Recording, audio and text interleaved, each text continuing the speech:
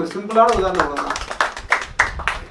முகங்கள்லாம் தேவையில்லை. அது வந்து spoon feeding, too much spoon feeding, அதெல்லாம் தேவையே இல்லை. அதனால தான் கிராமரை ஃபாலோ பண்ணவே கூடாதுன்னு சொல்கிறது.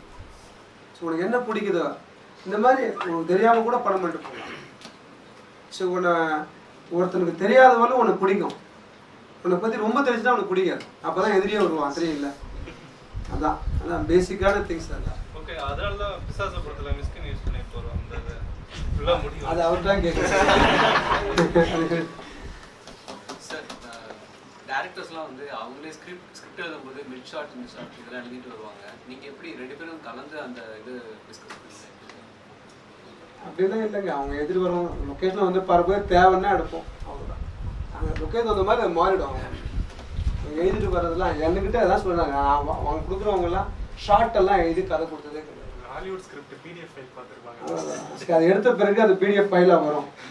ஹாலிவுட்லாம் வந்து முன்னாடி வந்து படத்தை எடுத்த பிறகு இந்த ஸ்கிரிப்ட்லாம் ரிலீஸ் பண்ணுறாங்கல்ல, அவங்க எடுக்கிறது முன்னாடி எந்த ஸ்கிரிப்ட்லாம் ரிலீஸ் பண்ண மாட்டாங்க. படம்லாம் வந்த பிறகு லிஸ்ட் எடுத்தோம், க்ளோஸ் அப் எடுத்தோம்னா அதுக்கு பிறகு ரிலீஸ் பண்ணுவாங்க. சார், உங்களுக்கு துப்பாக்கி படங்கள் பிடிக்குமா இல்லை விசாரணை போன்ற படங்கள் பிடிக்குமா? பர்டிகுலராக நீங்கள் எந்த மாதிரி படத்தை விரும்புவீங்க பர்சனலாக?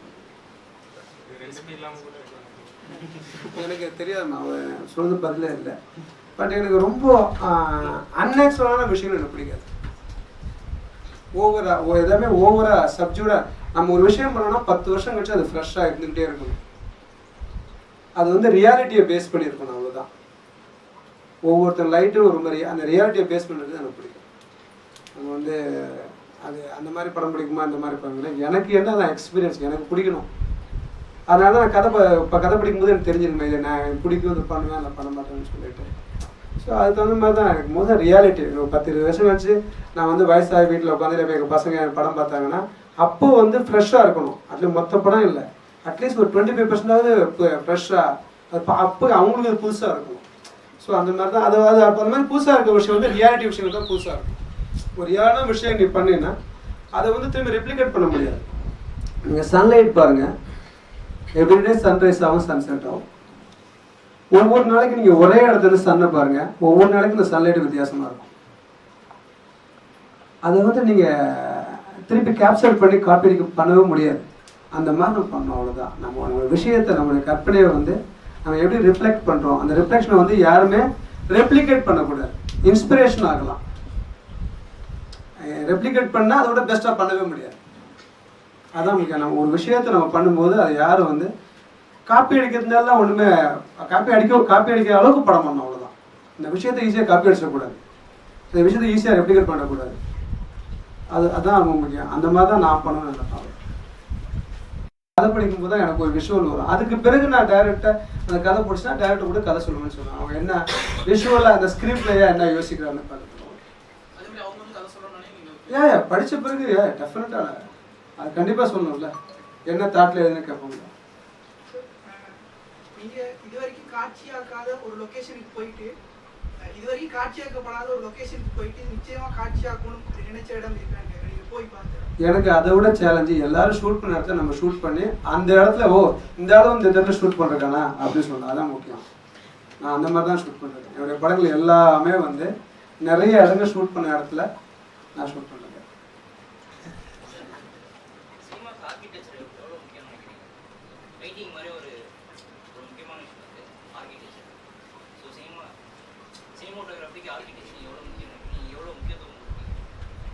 நம்ம ஏன் சினிமாவை செட்டு போறாங்கன்னு சொல்றோம், ஏன் ஆர்கிடெக்சர் பில்டிங் கட்டான்னு ஏன் சொல்ல மாட்டேங்கிறோம்?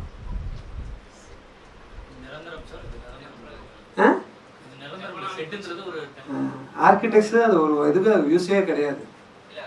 ஆர்கிடெக்சர்லாம் ஒரு கன்ஸ்ட்ரக்ஷன், ஒரு கம்பெனி, ஒரு பில்டிங் பண்ணாதான் அது ஆர்கிடெக்சர் தேவை.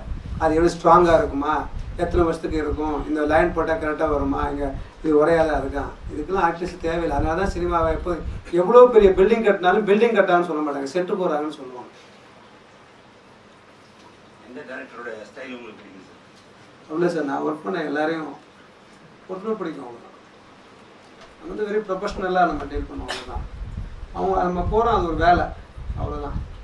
ஒருத்தர் இண்டிவிஜுவலாக அது பிடிக்கும். நான் ஃபர்ஸ்ட்லாம் நான் யாரையும் பார்க்குறதே கிடையாது. அவர் என்ன சொல்றாரு அது என்ன நமக்கு என்ன பிடிக்குது அவ்வளோதான். கதை சொல்றாரு, அவர் யாரோட அசிஸ்டன்ட் பார்ப்பீங்களா, அவரோட கதை பார்ப்பீங்களா? கதையெல்லாம் பார்ப்பேன். ஹாஸ்டலில் யாராக இருந்தா என்ன? சரி, இந்த எனக்கு டிவி போடணும் உங்களை கமிட் பண்ணுறான்னு வச்சுங்க, அவருக்கு டைரக்ஷன் தெரியாது, நல்லா கதை தெரியும். டேரக்ஷன் நான் சொன்னேன், இங்கே யாரோ கேட்டாங்களே, இந்த இவரே சொன்னார், உனக்கு டேரக்ஷன் தேவையில்லை, நீ சொல்கிற விஷயம் கம்யூனிகேட் பண்ணால் போதும், அதுக்கு தான் எங்கள் மாதிரி ஆள் ஹயர் பண்ணுற. எதுக்கு ஹயர் பண்ணுற? ஒரு நல்ல டைரக்டராக நீங்கள் ஜெயிக்க முடியல. யார் சொன்ன ஜெயிக்க முடியல? நான் டேரக்டர் வரலையே. இல்லை சார், நார்மலாக கேமராமேன் வந்து படம் பண்ணும்போது ஒரு ஸ்கிரிப்ட் வந்து டைரக்ஷனே தெரியல, நல்ல ஸ்கிரிப்ட் வச்சுட்டு அவங்க ஜெயிச்சிடறாங்க. அந்த மேக்கிங் எல்லாமே டைரக்ஷன் எல்லாம் கேமராமேன் தான் பண்ணுறாரு. அது நமக்கும் தெரியும், அவங்க கூட ஒர்க் பண்ணியிருக்கோம். ஒர்க் பண்ணும் போதே தெரியுது நம்ம டேரக்டருக்கு ஒன்றும் தெரியல, எல்லாம் கேமராமேன் தான் பண்ணுறாங்க.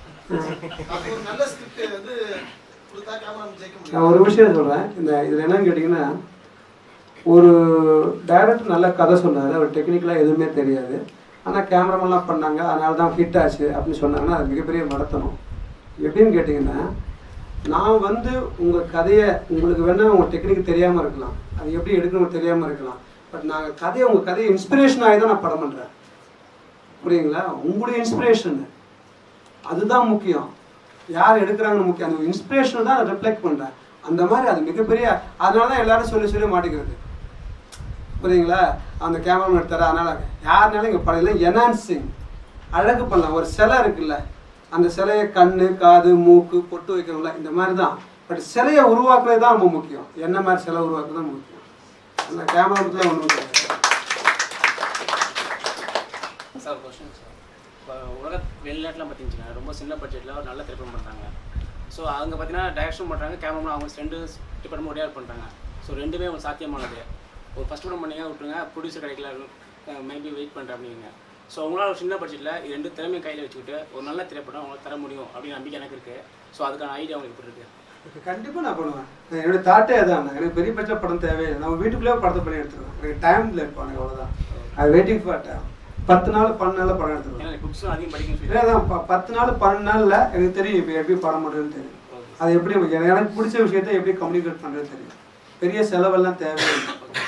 ஒரே ஒரு கேமரா வச்சுட்டு ஒரு வீட்டுக்குள்ளே படத்தை எடுத்துடலாம். நம்முடைய வாழ்க்கையை பண்ணுறது நம்ம என்னன்னா, நம்ம அதான் வெளியே யோசிக்கும் போது தான் மாட்டிக்கிறோம். நம்ம தான் இந்த அமெரிக்க சினிமாங்களை படம் பார்த்து அந்த மாதிரி படம் பண்ணணும், அந்த மாதிரி படம் பண்ணணும், அந்த மாதிரி படம் பண்ணணும், நமக்குள்ள விஷயங்கள் வந்து விட்டுறோம். ஸோ இது மாதிரி பண்ணும்போது என்ன சினிமாவோட வளர்ச்சி அதிகமாகும், தமிழ் சினிமா இருக்கேன். என்னங்களையா ஒருத்த நாள கிடையாது, என்ன அவசியம் இல்லை. அதான் நல்லாவே இருக்கு. தமிழ் சினிமா வந்து என்னன்னா, நம்ம ஊரில் வந்து content very strong. Not only Tamil cinema, south இந்தியாவில் வந்து கண்டென்ட்டாக ரொம்ப ஸ்ட்ராங். நார்த்தில் பாம்பேல என்னன்னு கேட்டிங்கன்னா பர்ஃபெக்ஷன் ரொம்ப ஸ்ட்ராங்கு, கண்டென்ட் வீக்கு. ஸோ பாம்பேங்கிறது தனியாக ஒரு ஊர் கிடையாது. இங்கே வந்து பல பேர் சேர்ந்தது தான் பாம்பே. பாம்பேயோட ஒரிஜினல் வந்து பூனா தான், மராத்தி இண்டஸ்ட்ரி தான். அதான் பாம்பே தனியாக ஒரு இது கிடையவே கிடையாது. பஞ்சாப்காரன் பெங்காலி எல்லாம் சேர்ந்து தான் பாம்பே இண்டஸ்ட்ரி. நம்ம ஊரெல்லாம் சேர்ந்தா நமக்கு வந்து தனி இண்டிவிஜுவல் இருக்குது. ஸோ மேபி நமக்கு வந்து நம்ம என்ன பண்ணுறோம், ஒரு பெரிய விஷயத்தை நம்ம கையில் எடுக்கும்போது அதை வாட்டு கரெக்டாக சொன்னால் எக்கனாமிக் ப்ராப்ளம் வருது. இந்த பட்ஜெட்டுக்குள்ளே இதை எப்படி பண்ணலாம் அப்படின்னு யோசிச்சிங்கன்னா இட்ஸ் பெஸ்ட். கண்டிப்பாக பண்ணலாம். இந்த உலகத்தில் அப்படி தான் படம் பண்ணுறாங்க. நான் சொல்கிறது சேவியர் டோலெல்லாம் அப்படி தான் படம் பண்ணுறாங்க. ஸோ இதெல்லாம் ஒரு பெரிய, அதான் சொன்னாங்க, இந்த பட்ஜெட்டுக்குள்ளே 45 லட்சம் ஒரு 45 lakhs எடுத்த படம் தான் வந்து ஒன்ஸ்னு ஒரு படம். உலகம் ஃபுல்லாக 200 கோடி ரூபாய் கலெக்ட் பண்ணிச்சு. எல்லாம் ஹைடிங் கேமரா வச்சு ஷூட் பண்ணுறோம். ஸோ பட் எல்லாமே சாத்தியம், ஒன்றும் பெரிய இஷ்யூ கிடையாது. கான்ஃபிடென்ட் அவ்வளோதான். படத்துக்கான ரெஃபரன்ஸ்னு என்னத்தை பார்ப்பீங்க சார்? ஒரு கதை கேட்குறீங்க, ஒரு ராம்லீலா மாதிரி கதை, ராஜஸ்தான் குஜராத் வந்து லைவ் லொக்கேஷன்ஸ் போய் பார்ப்பீங்களா? இல்லை நான் வந்து லொக்கேஷனாக பார்ப்பேன். எனக்கு இன்ஸ்பிரேஷனல் பெயிண்டிங் தான், பெயிண்டரோட பெயிண்டிங் தான் எனக்கு ரொம்ப பிடிக்கும். ஒரு கதையை சூஸ் பண்ணால் அந்த கதையை நான் பெயிண்டிங் ஒரு 10 பெயிண்டிங் செலக்ட் பண்ணி வச்சுருப்பேன். ஸோ இந்த பெயிண்டிங்குள்ளே தான் அந்த ஹோல் படமே இருக்கும். இந்த பேலட்டு, கலரு, இந்த லைட்டிங் எல்லாமே அதுக்குள்ளே தான் இருக்கும். ஸோ வேறு படம் இன்ஸ்பிரேஷன்லாம் கிடையாது. ஜென்ரலாக லொக்கேஷன் லொக்கேஷனை போய் நம்ம நினச்சிட்டு போவோம், லொக்கேஷன் பார்க்க போவோம், நல்ல சன்லைட் இருக்கும். ஷூட் பண்ணும்போது மழை வந்துடும், ஆனால் சொல்லி சாப்பிட முடியுமா என்ன? முடியாது. எல்லாத்துக்கும் நம்ம தான், மழை பெய்யும், வெயில் அடிக்கும், எல்லாமே அழகு தான். வெயிலும் அழகு தான், மழையும் அழகு தான், க்ளவுடாக இருந்தாலும் அழகு தான். அதுக்கு நம்ம அடாப்ட் ஆகிடணும், நம்ம மைண்டை ஃப்ரெஷ்ஷாக வச்சுக்கணும். ஸோ எது நடந்தாலும் ஓகே. ஸோ வாருக்கு போகிற மாதிரி தான், anything happen we have to win, no option. அப்படின்னா we can get it. Kodak வெப்சைட்டில் போட்டுருக்கீங்க, நீங்கள் ராம்லீலாக்காக வந்து டே ஸ்டாக் வந்து நைட்டுக்கு யூஸ் பண்ணலாம், நைட் ஸ்டாக் வந்து டேக்கு யூஸ் பண்ணலாம் போட்டுருக்காங்க. அது அவங்க அப்படி எழுதியிருக்காங்க. நான் வந்து என்னன்னா நான் தான் சொன்ன ஆப்போசிட்டாக யோசிப்பேன். என்னன்னா ஏன் இது தப்பா, ஏன் டே ஷார்ட்னா ஏன் டே ஷார்ட்டாக யூஸ் பண்ணணும், ஏன் நைட்டுக்கு யூஸ் பண்ண என்ன அப்படி யூஸ் பண்ணதா, வேறு ஒன்றும் கிடையாது. அதுக்கு ஒரு ரீசன்லாம் கிடையாது. அவங்க சொன்னாங்க சரி டே ஷாக் தானே, அப்போ நைட்டில் யூஸ் பண்ணுறேன், என்ன தான் நடக்குது பார்க்கலாம் அப்படி யூஸ் பண்ணதா. நம்ம தானே டிசைன் பண்ணுறோம், மனுஷன் உருவாக்குனா தானே, அதுவாக வந்து ஒன்று வந்துடல. ஸோ அந்த மாதிரி நம்மளா அதை சொல்லி நமக்கு ஒரு பேர் வச்சிடறோம், இது இப்படி தான் பண்ணணும் அப்படிலாம் கிடையாது. Just you break. சார் டிஜிட்டலில் வந்து ஸ்கின் டோன்ஸ் வந்து கரெக்டான எக்ஸ்போசபிள்லாம் தப்பாகுதுன்றாங்க. அது எந்த அளவுக்கு ஒரு சினிமாட்டோகிராஃபருக்கு வந்து சேலஞ்சிங்காக இருக்குது சார் ஸ்கின் டோன்? இல்லை டெக்னிக் உங்களுக்கு தெரிஞ்சால் உங்களுக்கு அது ஸ்கின் டோன் ப்ராப்ளம் வராது.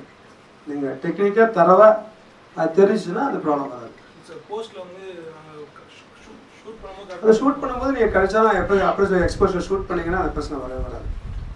நம்ம என்னென்னா நிறைய பேர் டிஜிட்டலில் ஓவர் கான்ஃபிடன்ட்ல ஓவர் எக்ஸ்பிரஸ் பண்ணுவாங்க, அண்டர் எக்ஸ்பிரஸ் பண்ணுவாங்க. டிஜிட்டல் தான் லைட்டிங் கரெக்டாக ஈவன் பண்ண மாட்டாங்க. ஸோ அதனால் நீங்கள் பாருங்கள் அந்த ஃபிலிமில் இருந்த கேமராமேன் எல்லாம் டிஜிட்டல் பண்ணும்போது குவாலிட்டி நல்லாயிருக்கும். ஏன்னா அவங்களுக்கு தெரிஞ்சிடும், அவங்க ஐ அதை இப்படி தான் பண்ணணும்னு தெரிஞ்சிடும். ஸோ இவங்க வந்து இப்போ ஓகே எல்லாம் நம்ம டிஏல பண்ணலாம்னு சொல்லிட்டு அது மாதிரி வரவே வராது. டிஜிட்டலில் லைட் மீட்டர் யூஸ் பண்ணுறீங்களா சார்? அவனோட ஐ மிகப்பெரிய லைட் மீட்டர். நான் ஃபிலிம் இருக்கும்போதே மீட்டர் இல்லாமல் ஷூட் பண்ணுவேன்.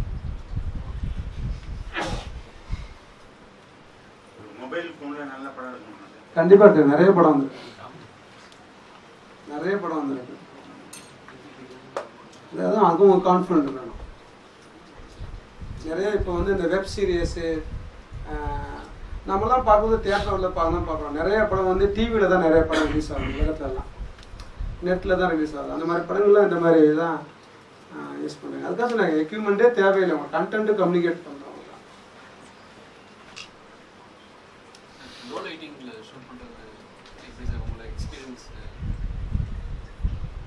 லோ லைட்டிங்னா அப்படி நைட் டைம்ல எடுக்கிறது ரொம்ப டிஃபிகல்ட்டா இருக்கும் சார். ஒன்றும் கிடையவே கிடையாது. அதான் சொன்ன டெக்னிக் தெரிஞ்சால் அது ஏன் உங்களுக்கு டிஃபிகல்ட் ஆகுது. இதில் வந்து கேமராமேன் ஆடியன்ஸ் தான் கேமராமேன் வியூன்னு சொல்லுவாங்க.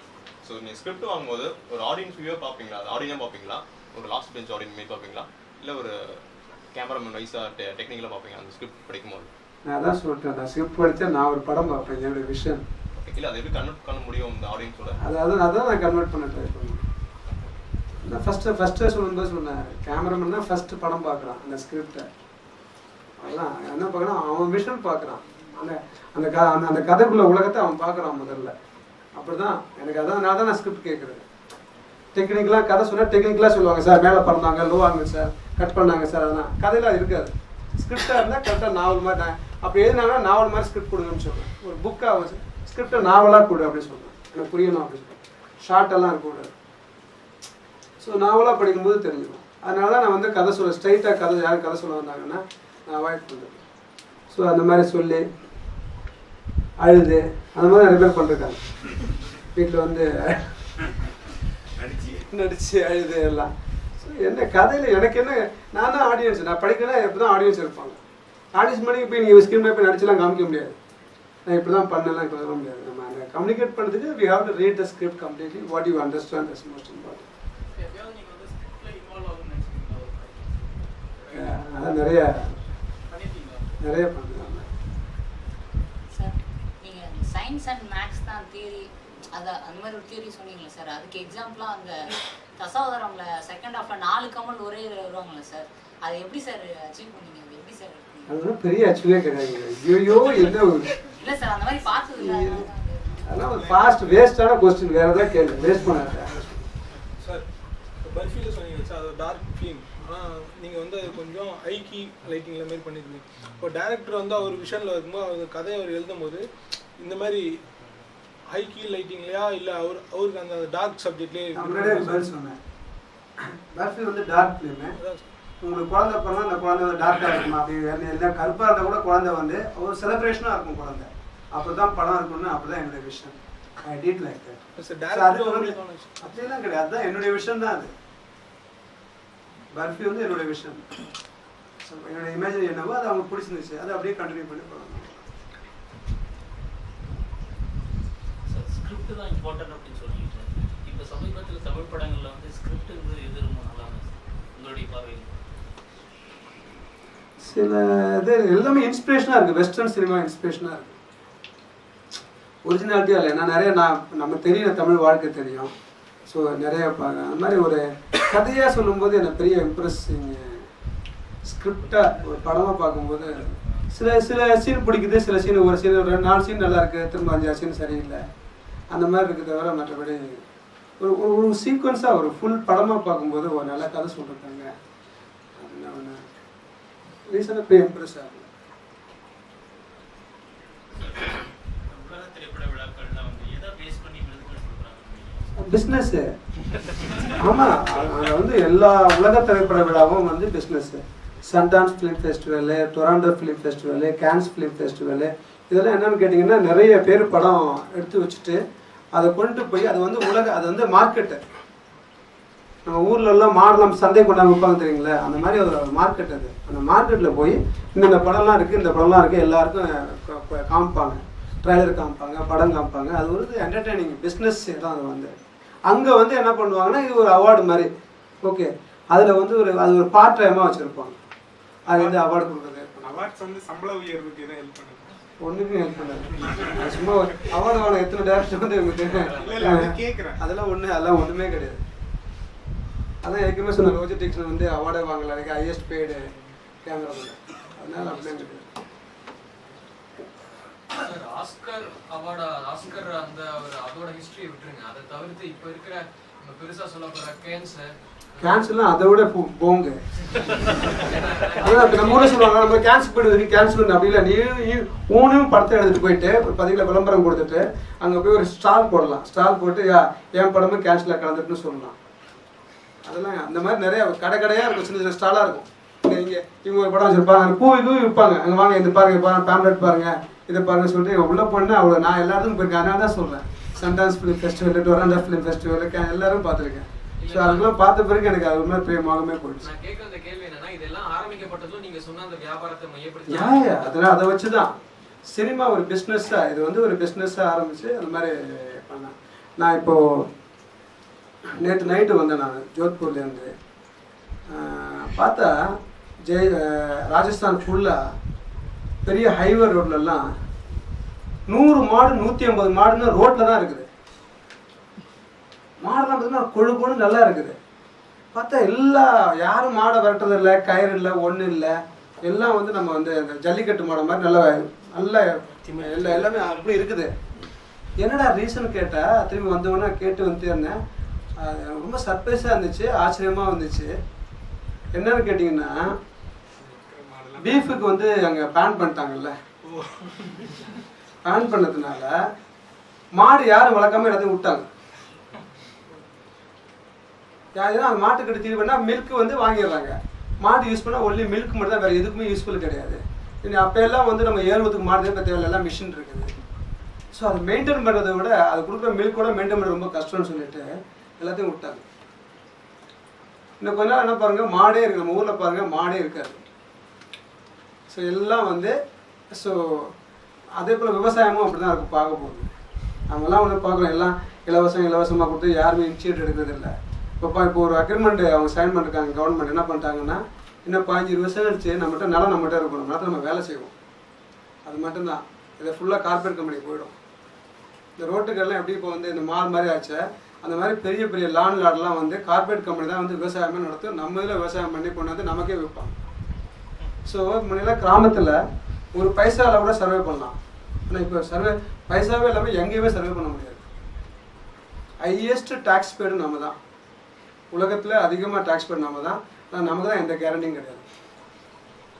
எல்லா இடத்துலையுமே இருக்குது. அது நம்ம வந்து எல்லாம் விட்டு அப்படியே இப்படி போயிட்டே இருக்கோம். யாருமே இன்சூரன்ஸ் எடுக்கிறது இல்லை. So what is the lifetime goal, sir? எதை நோக்கி பயணிக்கணும்? என்ன சாதிக்கணும்னு ஆசைப்படுறீங்க? After death, people should remember for me. That's most important. Death is very important. இந்த மாதிரி ஒரு ஆள் இருந்தாலும் ஞாபகம் இருக்கும். அதான் நான் அதை நோக்கி தான் நம்ம போகிறோம். சினிமோட்டோகிராஃபராவா இல்லை டேரக்டர்? ஜென்ரலாக சாதாரண ரவிவர்மனா நான் யாருன்னா ரவிவர்மன் கேமராமேன் பேசணும்னு சொல்லவே மாட்டேன்.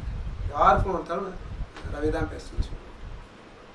அது வந்து எனக்கு கிடைச்ச ஒரு அடைமொழி, அவ்வளோதான். அது இருக்கும், போயிடும். நம்ம மார்க்கெட் போகும்போது அதுவும் சேர்ந்து போயிடும். பட் நம்ம ரவிங்கிற நம்மளுடைய அது போகாது. ஸோ அதனால் நம்மளுடைய அடையாளம் என்ன? ஸோ அந்த அடையாளம் அழிக்க முடியாத ஒரு அடையாளமாக இருக்கணும் நம்ம இல்லாத பிறகு. அதான் நம்ம நோக்கம். அந்த அடையாளத்தை சினிமாவில் உருவாக்குறீங்களா ஜென்ரல் லைஃப்ல? பட் ஜெனரலாக கூட இருக்கலாம், நாட் ஒன்லி சினிமா. நான் புத்தகம் நீங்கள் படிச்சிங்களா? இல்லை இவனை படிச்சுக்கலாம். எத்தனை பேர் படிச்சுக்கான்னு யாருன்னு தெரியும்? யாருமே படிச்சுக்க மாட்டாங்க. யாவரும் கேள்வின்னு ஒருத்தர் இது இருக்க நெட்டில் இருக்கு சார். அது படிங்க, தொடர்பு பாருங்க. அது பாதி லைஃப் இருக்கும், பாதி நான் பார்த்த விஷயம் இருக்கும். அது ஒரு கதையாக தான். அந்த கதையை அதுக்குள்ளே நான் எனக்கு தெரிஞ்ச விஷயம், என்னுடைய இமேஜினரி விஷயம், நான் பார்த்த விஷயம், நான் படித்த விஷயம் எல்லாத்தையும் அதுக்குள்ளே கொண்டு வந்திருப்பேன். அதுதான் நானாக இருக்கும். அவ்வளோதான்.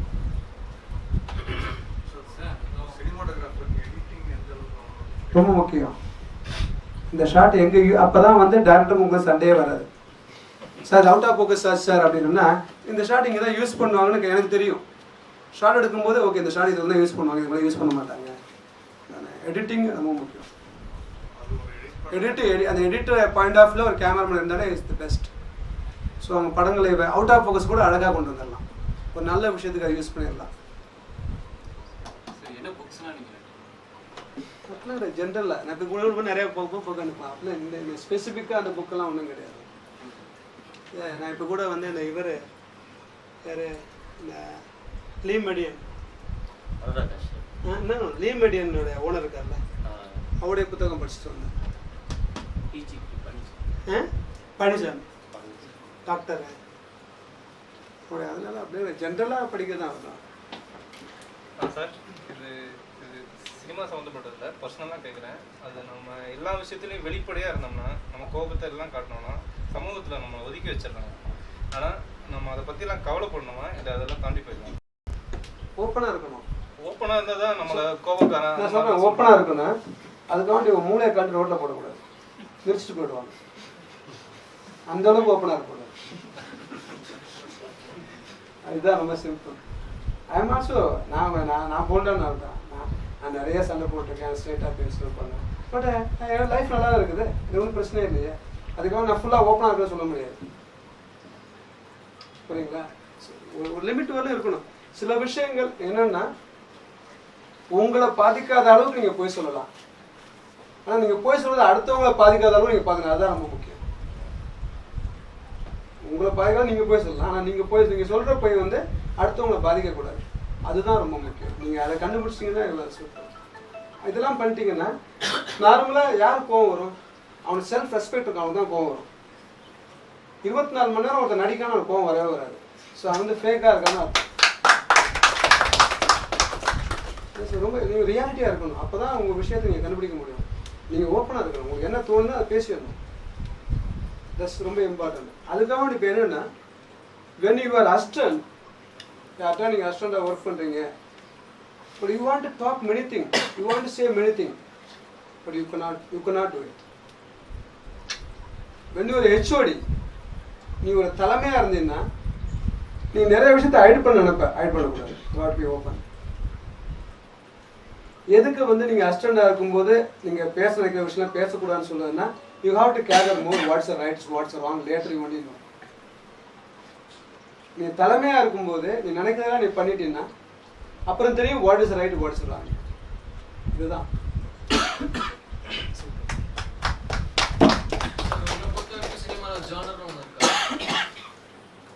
கிராமரே இல்லைன்னா ஜானர் எப்படி இருக்கு? அதாவது இந்த கிராமரே இல்லைன்னு சொல்லிட்டு அப்ப என்ன ஜானர் இருக்குன்னு சொல்றீங்க?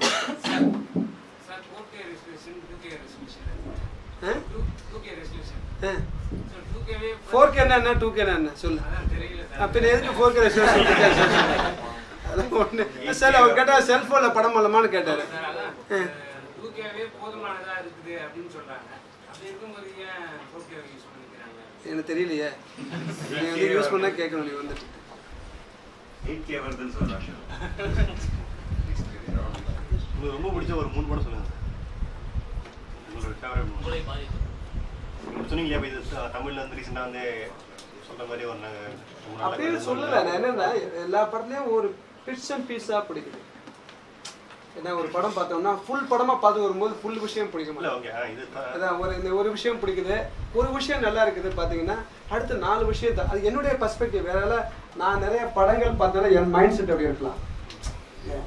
நான் வந்து என்னன்னா அது வந்து தப்புன்னு சொல்ல மாட்டேன். எனக்கு என்ன பிடிக்கும், நான் வந்து படமே பார்க்காம இருந்தப்போ நான் ஃபர்ஸ்ட் பார்த்தது வந்து இன்டர்போல் என்று பாருங்க, நான் டூரிங் டாக்ஸில் தான் பார்த்தேன்.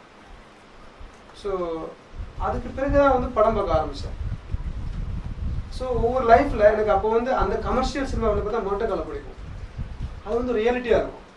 அந்த அந்த சம்மந்தப்பட்ட அந்த மாதிரி இருக்கும். அந்த இதுவெல்லாம் மட்டும் ஜல்லிக்கட்டு பிடிக்கிறவங்க அந்த மாதிரினா அப்படி இருக்கும். ரொம்ப வித்தியாசமான சினிமா அந்த காலத்தில் பிடிச்சது திரும்பி பார் பிடிக்கும், அந்த நாள் பிடிக்கும். திரும்பி பார்லாம் வெறும் அன்யூஷுவலான படம். திரும்பி பார் பார்த்துருக்கீங்களா? நீங்கள் திரும்பி பார்லாம் வந்து அற்புதமான படம். பிளாக் அண்ட் ஒயிட் கலைஞருடைய கதை வசனம் பராசக்தி எப்படி இருக்கும், அதுக்கு திரும்பி பார் ரொம்ப அருமையான படம். அது ஒவ்வொரு காலகட்டங்களையும் நம்ம வந்து சினிமா டேஸ்ட் மாற மாற அது மாறிக்கிட்டே அது வந்து ஸ்டேபிள் ஆக, அது வந்து ஓகே இந்த படம் தான் ரொம்ப பிடிக்கும் அப்படின்லாம் கிடையாது. அப்படியே கிராஜுவலாக போய்கிட்டே இருக்கும். பட் எனக்கு என்னன்னா நான் ஏதாவது படம் பார்த்துட்டு ஐயோ தேம்பி அதெல்லாம் கிடையாது. ஏன்னா நான் அதெல்லாம் நிறைய பர்சனல் லைஃப்பில் நிறைய நம்ம கிராஸ் பண்ணிருந்தால அது ஒரு பெரிய விஷயமா இருக்காது. ஐ லைக் சினிமா பார்க்குறேன், என்டர்டெய்னிங், அவ்வளோதான். அது பிடிச்சிருக்கா எஸ் ஓகே.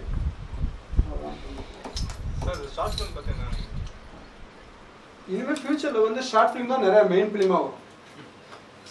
இப்போ எப்படி 6 மணி நேரம் 3 மணி நேரம் ஆச்சு, 3 மணி நேரம் 2 மணி நேரம் ஆச்சு, 2 மணி நேரம் 1.5 மணி நேரம் ஆச்சு, 1 மணி நேரம் ஆச்சு.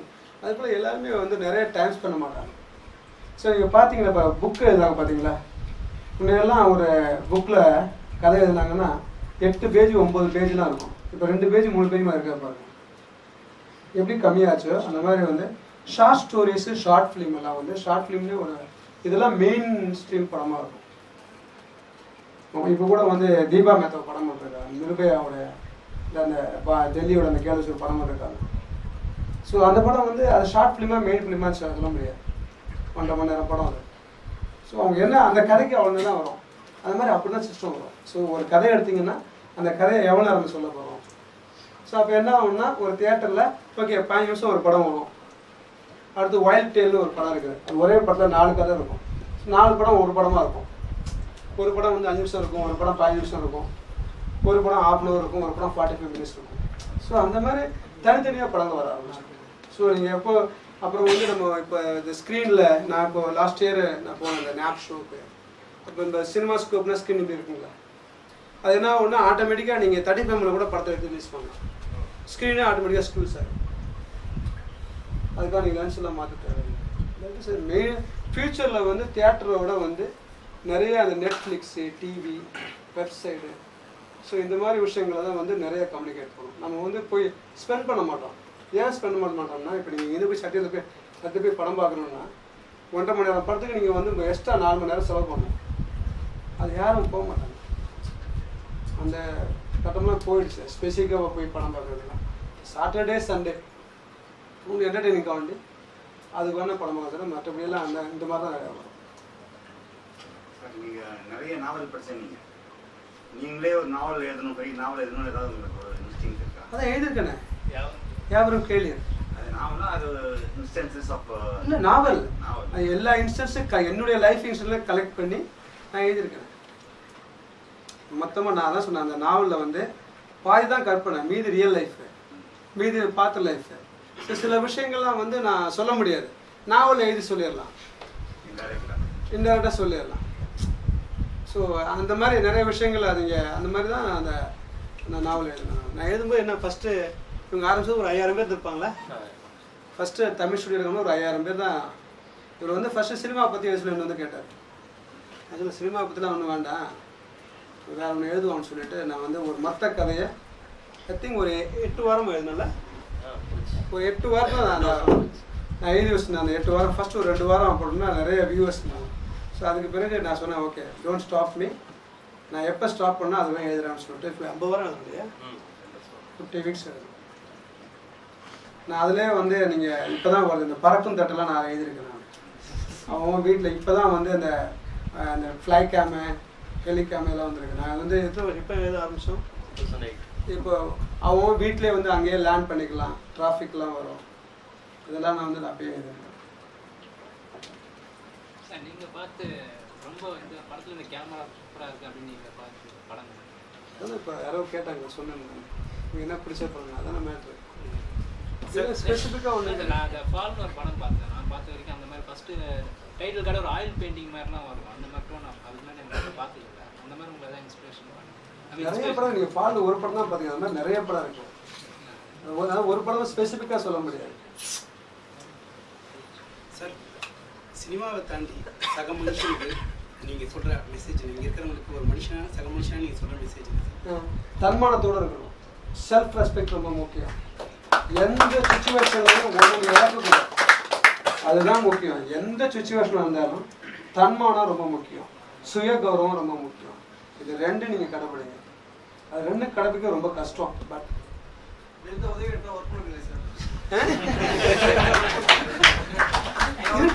இருக்கலாம். ஏன் குவைட்டாரு அந்த இடத்துல விலகிடு, அவ்வளவுதான்.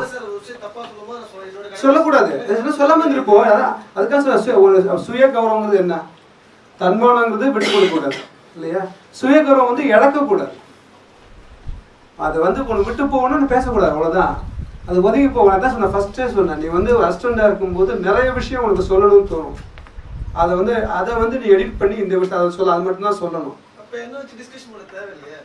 டிஸ்கஷன்ல உட்கார்ந்து ஸ்கிரிப்ட் பண்றாங்க சார். அது தப்பு ரைட்னு சொல்றது தான் டிஸ்கஷன்ல உட்கார வைக்கிறாங்க. அது தப்பு சொல்றத ஏத்துக்க மாட்டாங்க. அப்படியெல்லாம் கிடையாது. ஆனால் நீங்கள் உங்கள் பர்ஸ்பெக்டிவ் பார்ப்ப ஏற்றுக்க மாட்டாங்க அப்படின்ட்டு. ஆனால் உங்ககிட்ட ஏற்றுக்கிற மாதிரி ரியாக்ட் பண்ணுவாங்க. ஆனால் அவங்க யோசிப்பாங்க, இவன் வந்து இந்த மாதிரி கேட்டிருக்கேன், அதுக்கு வேற ஒரு ரூட்டில் அவங்க கொண்டு வருவாங்க. அது உங்களுக்கு தெரியாது. நான் அந்த எக்ஸ்பீரியன்ஸ் எனக்கு இருக்குது. நீங்கள் ஒரு விஷயம் சொன்னீங்கன்னா பிடிக்காத உங்களை வந்து மனத்தட்டி அனுப்பிச்சிடுவாங்க. ஆனால் அவன் போய் யோசிப்பான், ஓ இவன் இந்த மாதிரி ஒரு கேள்வி கேட்குறான், இதில் என்ன இருக்கு சொல்லிட்டு. அதான் சொல்கிறேன்னா உங்களுடைய சுயகௌரவம் போகிற அளவுக்கு நீ பார்த்துக்க, அவ்வளோதான். சார், இந்த டாக்குமெண்ட்ரி ஃபிலிம் மேக்கிங் பற்றி உங்களோட டாக்குமெண்டேஷன் வந்து ரியாலிட்டி. டாக்குமெண்ட்ரி வந்து ரியல் லைஃப் தானே, அது வந்து டாக்குமெண்டேஷன். இந்த டாக்குமெண்ட்ரிங்கிறது வந்து அது லேட்டர் டாக்குமெண்ட். இந்த டாக்குமெண்டேஷன் வந்து ஸோ நம்ம என்ன டாக்குமெண்ட்டு, இந்த டாக்குமெண்ட்ரி வார்த்தை எப்படி உருவாச்சு, அது வந்து ஒரு விஷயத்தை நம்ம கேப்சர் பண்ணி வச்சுக்கிறது, அதுக்கு தான் documentation. Reality. So reality always அது வந்து யாரும் காப்பி பண்ண முடியாது. இப்போ டாக்குமெண்ட்ரி ஃபிலிமில் ஒரு சினிமோட்டோகிராஃபரோட பங்கு எந்த மாதிரி? அது வந்து அங்கே சினிமோட்டோகிராஃபர் ஒன்றுமே கிடையாது, ஜஸ்ட் கேப்சர் பண்ணணும். நான் அதுக்காக முன்னாடியே சொன்னேன், சினிமோட்டோகிராஃபி ஒரு விஷயமே இல்லைங்கிறது வந்து டாக்குமெண்ட்ரி. இதுதான் பேசிக். டாக்குமெண்ட்ல வந்து நல்ல லைட் வருதா கெட்ட லைட்டை பார்க்கணும், அப்படியே கேப்சர் பண்ணுவோம்ல. ஸோ அதை யாரும் வந்து காப்பி அடிக்க முடியாது. டாக்குமெண்ட்ரி தான் ரியல் லைஃப். ஸோ டாக்குமெண்ட்ரி தான் நம்ம ரியலாக நம்ம சினிமாவாக வந்துச்சு. இப்போ பின்னாடி பேர்லாம் டாக்குமெண்ட்ரியாக போயிட்டு இருக்கு. ஃபர்ஸ்ட் சினிமா உருவானது டாக்குமெண்டேஷன் தான் வந்துச்சு. டாக்குமெண்ட்ரி தான் சினிமா வந்துச்சு. சினிமா பேனிஸ் ஆனால் இப்போ பழைய நிறைய டாக்குமெண்ட்ரி ஷார்ட் ஃபிலிம் எல்லாம் ரிவேஸாக நம்ம போயிட்டு இருக்கோம்.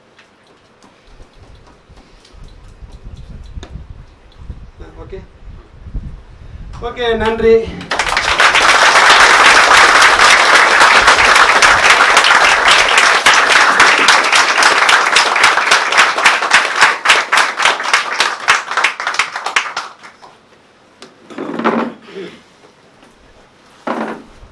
ரொம்ப நன்றி. முன்னாடியே சொன்ன மாதிரி ஒரு சண்டேன்றது உங்களுக்கான நாள். ஒரு 2 hours ஆகிடுச்சு. நான் வந்து அவர் வந்து ரொம்ப பிஸியாக இருக்கிறேன், அதனால் வேறு வேலைகிட்ட தான் கட் பண்ணுறேன் இப்போ கூட.